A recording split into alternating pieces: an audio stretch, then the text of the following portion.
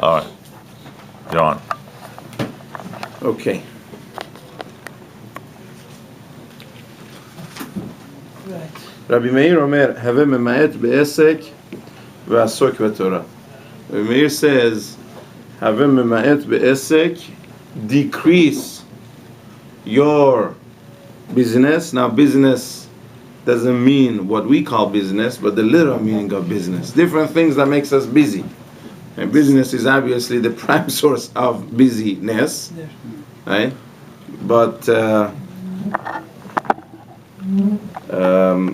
he's saying decrease from your other worries, other things that keep you busy. V'asok b'Torah, to be able to do Torah. Now, I think there's a theme in this Mishnah, but what is he saying here? Why do I have to decrease from other things? It does, yes. That's why. It's 4 saatek. We don't have more. Because he's saying the nature, the way our psyche works, is that you must put an end to some things. Is endless. Now you wanna there is no end. You wanna worry about this and if you have the attitude that when I have time, when I'm gonna be free of my headaches, I'll do this, you're never gonna be free. It's endless. You have to have he's gonna say it better later, but you have to have a sort of an attitude that, look, I am committed to this also. When you're committed to something, you'll find time. I'm sure most of you have heard the story about the guy with the box, put rocks in it. Is it full? Is it not? The teacher? Teacher comes into the class and he brings a wooden crate or whatever, a box. And he tells the kids, go and take some rocks from the storage, fill up this box. They come, they fill it up. Is it full? Yes, it's full. He says, okay, if you think it's full, go pick up some pebbles. Bring me a bucket of pebbles. He puts in the pebbles, they go in, right? You see, there's still room. Is it full? Yes, it's full. Go bring me sand. So they already know where this is going. They put in sand, there is room for sand. So he says, is it full now? They're too smart to answer. So then he tells them, go bring me a bucket of water. And then he says, what you need to know in life is how to work out your schedule. If you put in the water first, it's much more difficult to put in the rocks. If you put in the rocks, then you could put the pebbles, and then you could put the sand, and you could put in the water.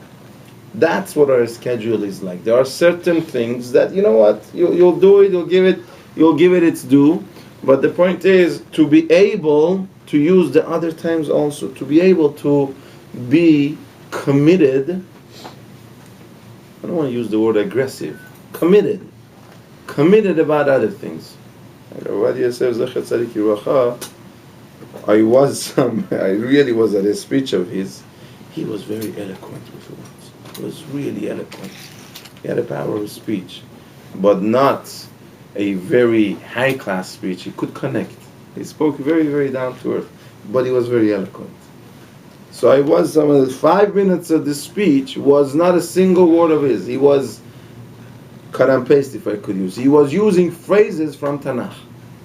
A phrase here, a phrase there. He put them together and he made a paragraph out of it. He said what he wanted to say. Not that the Pesuki were saying this, but he had enough phrases fresh in his mind to be able to say what he said without being original. It was amazing to behold. He had the whole Tanakh, obviously. He had the whole Torah on his fingertips. Right? So he once said, his mastery in Tanakh, he knew the whole Tanakh by heart. His mastery in Tanakh was when he was in yeshiva as a teenager. They gave him a 5-minute break between the end of the shiur and the beginning of mincha. 5 minutes or 10 minutes, I don't know. So they could get their hat and jacket, they could wash their hand if they need to use the restroom. So he would quickly do what he needed to do and would go sit down and use the 3-4 minutes left to learn Tanakh till the Mincha started. Day in, day out, day in, day out. You get to be master over the whole Tanakh. This is when you know I could fit in another bucket of water in this full, supposedly full crate. When you're committed to something, you'll see. You know, I don't have to be busy with every other thing. I'm usually not so forthcoming about myself. But one Purim I was, only one Purim I was enough. Your session. No. I was enough drink that not too much that I couldn't do anything. I've talked about Purim before. You know, what Torah wants, what Halacha wants us is, you know, you get to a stage where you really are very one with yourself. Too much and you lost it. Too little and you're not there. It's very, very, it's a fleeting stage that you need to be on Purim. So one Purim I was there. When I went to Rabbi, I had enough courage. I usually don't. I said, Rabbi, tell me, what do I need to do about my life? Sorry. I said, tell me, what do I need to do about my life? What is your one recommendation to me? Drink more. He said, You have to be drunk to ask that? to have To accept that. to have the guts, to have the courage. To have the clarity. He said, no, he's right. He's 100% right. Yeah. Have the clarity. Focus. You know what he told me? I don't know if you have told this before this time. This is from 17 years ago, maybe. I've never repeated it to anyone. He said, don't worry so much. What? Now, my personality is like, if I have an issue, Don't worry so much. don't worry so much. Or worse. If I have something to take care of, I'm thinking about it the whole day. It occupies. Look, I have to file this claim, right? So Yacobi has helped us a little bit. You have a little bit of a claim with an insurance. Right? So the whole day, it robs me of my time. Right? Be committed to other things. Right? Give everything its time, and do appreciate the time you have. It doesn't have to be. What does it do to you? That's what he told me. The whole day you're preoccupied for what? All right. So that's a little bit my personality. I think he really hit bullseye with me. Right? It's a little bit my personality. I'm a little bit preoccupied person, but that's what you have to be memaet. You have to say ad kan or no. You have to, certain things you have to put an end. You have to put, you know what? Okay, that's enough. That's enough. I did enough of my required share in here, and there are other things I have to spend with my family. Like when it comes the struggle between business and family and my children. So usually the business wins. Now a lot of times, truly, yes, sometimes it's very whatever, and we have to do it. But a lot of times we all know. A lot of times it's just, you know, yes, you could talk about it more, you could do this well, but you have it well enough under control. Well enough under control. So tell yourself, I have, just as I should be committed to my business, I have commitments to my family also. I have commitments to my family also. I don't want to go off the subject here. We're not talking about Chinuch Habanim, but I will put in one plug. If you want to push off your wife and children, give them an appointment and keep the appointment. If your child says, comes, but I want to talk to you, and you don't have the head for it, or you don't have the time for it. Right? You have to be committed enough to them to give them a realistic appointment. I'm sorry, honey, I'm busy now, I have to make a phone call now, or whatever the case is, tonight. After 9 o'clock, I should be available. Give them an appointment that you could keep. Otherwise, we push them off. I can't. I don't. That is really, really harmful. Harmful to relationships. Harmful. What are you telling them? Telling them, look, for other things I have time. For you, I don't have time. Now, I'm not saying, realistically speaking, we cannot be always available for our family. Halavai, we should. Halavai, we should. Halavai, every time our wife or our children want us, we're able to put down whatever we haven't. But if we can't do that, I'm assuming a lot of times we can't. Give him a realistic appointment. We will talk about this tomorrow afternoon. I am more available. Whatever works with your schedule, give him an appointment. Give him a realistic. And if you don't keep the appointment, that's even worse. Give him a realistic appointment. Give him a realistic appointment. So, ממעט בעסק ועסוק בתורה. והווה שפל רוח בפני כל אדם. You should be shefal ruach. Humble. Should be humble before everybody. Humility. A relationship with other people should not be about really getting a piggy right back from it. A lot of times people talk to other people in order, I push him down, I feel good a little bit about myself. If one is not comfortable with himself, he shouldn't talk with anybody. Right? Don't use them as your punching bag or as your stepping stool to feel a little bit elevated. A relationship about others has to be that they come out of this, they had a human contact. They felt good. They felt positive. That's a different thing that we have been learning till now about humility, where oneself. We talked about, the idea of being humble, that is to be self-confident, but he's saying more than that. As far as it plays out with your relationship with others, what do you want to talk to others about? To prove that you're better? Big mistake. Big mistake. They cannot be a worse disaster to the conversation when you're trying to prove that you're better. Right? Trying to push them down so you could rise above them. Couldn't be anything better, anything worse than that. How would you improve? What? How would you improve the person? I think you would have to improve by yourself. You have to work on your own self-confidence issues. You have to work on your self-esteem and self-image.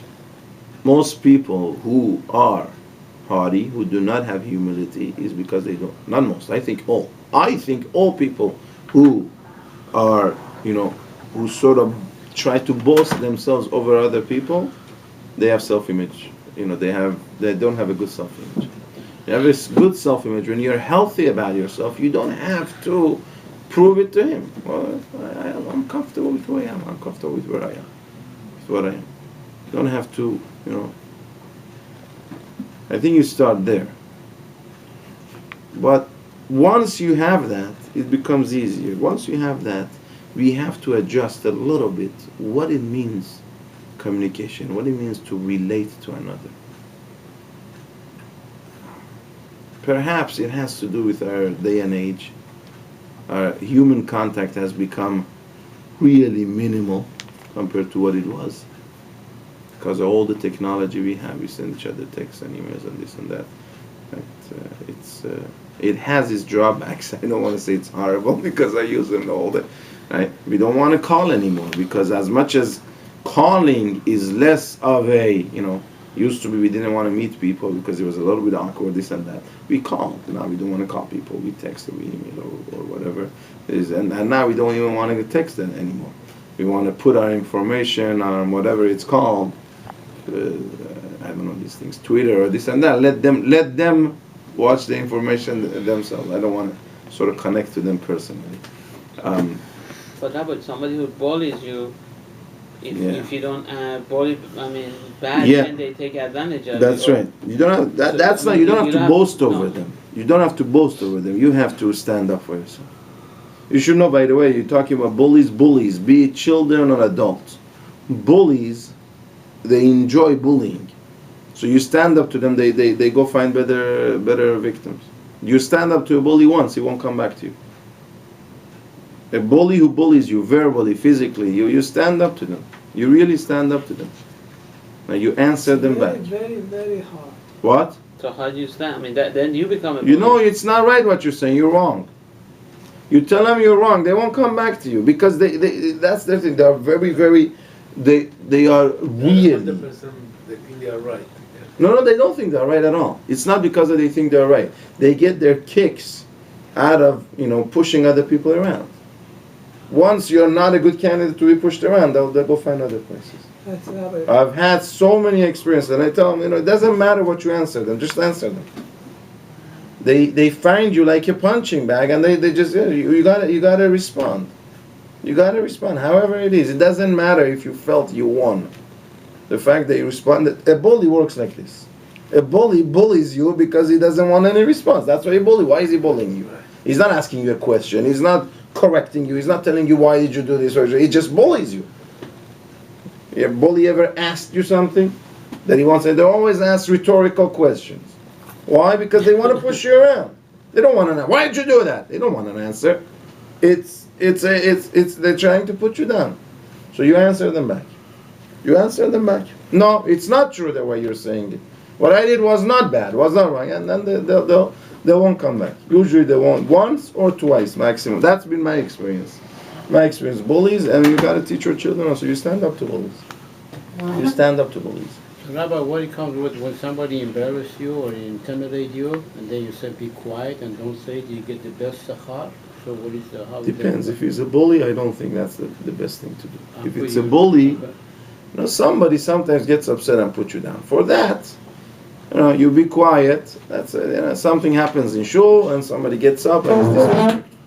But somebody who is habitually a bully, in my opinion, you gotta stand up to them once or twice and the problem goes away. I don't think their problem goes away. Unfortunately, they go bully somebody else.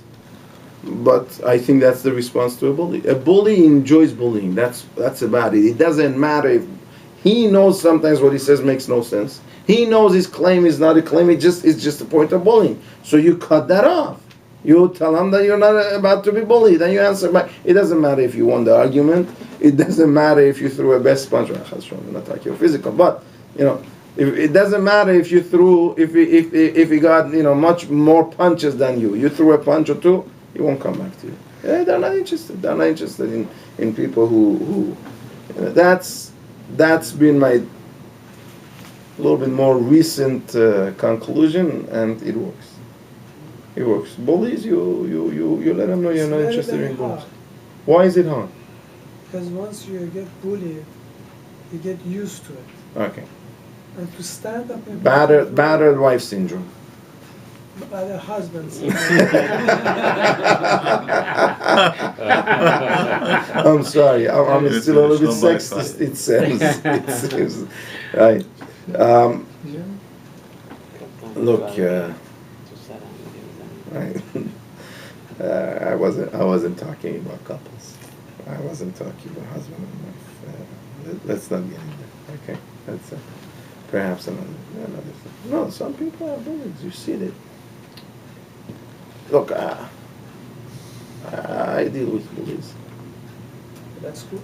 No, I'm saying I have in my life people who bully around, and it doesn't matter. Yesterday they were saying something. Today they say the opposite of it because they're not interested. They have no opinion in the matter. They want to bully. End of the story. Yeah. So you gotta show them. You know what? Go find greener pastures. I hate saying that. And they say Rabbi Cutler was once, they were somewhere outdoors, they had a meeting, and it was very hot and there were a lot of flies. He wouldn't, shoo him off his face. So I asked him why. He said, because I shoo him off my face, he's going to go sit on someone else. Right, so I'm miles away. I'm literally, solar years away from this type of thinking, the gadlus that he had. So I don't know if it's right for me to say that they find greener pastures, but that's the reality. The reality is they will not come back to someone who doesn't let them be. We just you think if they're living in this world, what are we doing? Huh? It's just a different reality. It's a different reality in the world. Right. Good. That's Shefaruach Bifnei Kol Adam. Till now, all the Mishnayot that we had, Pirke talked about humility. Over here is humility in relationship. We have to sort of drill it in ourselves. When I relate to someone, it has to be true relation. Again, we live in a time, in a society where we are very, no matter what you do, we are very, very not strong. We are very weak in our relationships. We don't relate because we literally don't get as much experience as we used to. We don't get as much experience as we used to. So therefore, we have to work on relating to others. Literally, I see some people, they can't talk to each other. They cannot talk to each other. And before they open their mouth, they're already at fight. Because none of them means it, but they don't know how to talk. So here is the aleph, but here is really the first step. The first step is when you relate to another, the point of it is not that you come out of the relationship. You felt what he was a stepping stool that moved me up. That is not a relation. That's not a relating. You won't relate. You just will cry. It will be a clash. It will be a clash if that works. That way it's only a clash. Do you accept that some people you're just not going to be learning anything from, and therefore you should just be staying away from these people? Yes. But I wouldn't categorize it as I don't agree with your categorization. Okay, that's a little bit better. I wouldn't agree with your characterization that it's some people, some relationships. There's an unbelievable thing in this week's parasha. I don't know if any of you have noticed it. How many times are Yehoshua and Caleb mentioned? We who give the rashot, we who get up in the shul in the morning and we talk about Yehoshua and Caleb. How many times are Yehoshua and Caleb mentioned together in Torah? 3 or 4 times? Once. Yeah. Every time Hashem talks about one of them and then the other. When he talks about go through this week's parasha. When he talks about this, when he talks about the fact that they did, it's not they did this, he did this, Yehoshua did this, Caleb did. Go throughout Chumash. Most of it in this week's parasha, obviously, but again in the Devarim when it's repeated, it's one or the other. Now the truth of the matter is, and this has been bothering me for many, many years. I've worked out some of it. I haven't fully worked out all the nuances yet. They had very different approaches, Yehoshua and Caleb. Yehoshua, it says, he went on Kivrei Avoth and cried. Yehoshua felt he cannot deal with them. He felt, if I could use that word, they will swallow him. He was scared of being taken by them. He went, Yehoshua. Who would swallow him? The other 10. With their ideas, their opinions. He went to Hebron, he went to Marat HaMachpelah and cried and prayed, Hashem, give me the strength to withstand. He never engaged with them. Because even without engaging, he felt, I cannot withstand them. And he needed a special siyata dishmaya of going to Marat HaMachpelah and praying in order to withstand. Caleb engaged with them the whole time. Caleb could talk to them. Caleb was very secure in what he was holding, and he could engage with them. And he did. Now, I think what Torah is telling us, there is a lot to be said about people who know where and how and in which situation, how they could be effective. Well, sometimes the most effective thing is obviously to go and engage and try to impact. Sometimes the most effective thing is try not to be impacted. Instead of being impacting others, let me not be impacted. Now, till now we would have said, yes, there are situations like this, there are situations like that. But what Torah, I think, is telling us, there are situations for me, there are situations for everybody to decide which situations to do. We have to have a realistic view of ourselves. And at the end of the day, nobody could know you better than yourself. That's why, a lot of times when you ask She'elot to, let's say you ask a big rabbi, I ask my questions to my Rabbi, he doesn't give me, there are no generic answers. The same answer he would have given someone else, he would give me. He hears from me how I see it, and he tells me, and he has some sort of, you should ask usually questions to someone who has some familiarity with you, knows you, this and that. So they may tell you, no, you have this strength to go, move forward.